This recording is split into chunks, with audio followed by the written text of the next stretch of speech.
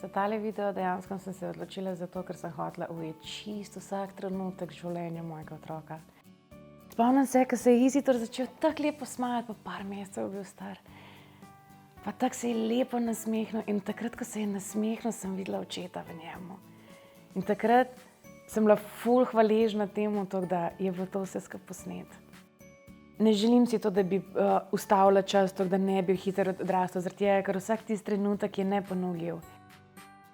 Na samem snemanju nikoli nisem dobila nobenih navodil. Vedno smo bili mi trije. Jaz, Toni in Izidor. Moja dva čudovita popotnika skozi življenje. In glih to je to, če hočeš ujeti ta pravi občutek, ta prava čustva, tisto iskrico v očeh, ta pravi smeh, ko je iz grla, ki ga potegne ven, tisto se ne da zrežirati. Vedno nam je pustil to, da smo lahko izžarevali sebe. Kaj bi rekla nekomu, ki bi želela to, da posname video? Definitivno bi mu rekla, naj se za to odloči, zaradi tega, ker je življenje prekratko.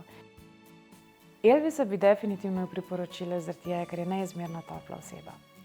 Zna osebo sprostiti in dejansko ji da občutek, da ne glede na to, kakšna oseba da je dovolj.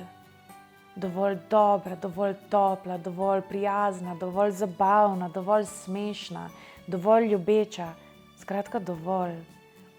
In ta občutek se mi zdi, da nekdo, ki počne to, kar rad dela in dela to, kar obožuje, da dela to s srcem. In način, kako on postavi svoje srce na dlan z vsako osebo, s katero dela, nekako ne da razbremeni, ampak dejansko se človek sprosti. In takrat lahko vsak pokaže točno to, kar zasije v svoji pravi luči. In Elvis zna ujeti ta trenutek.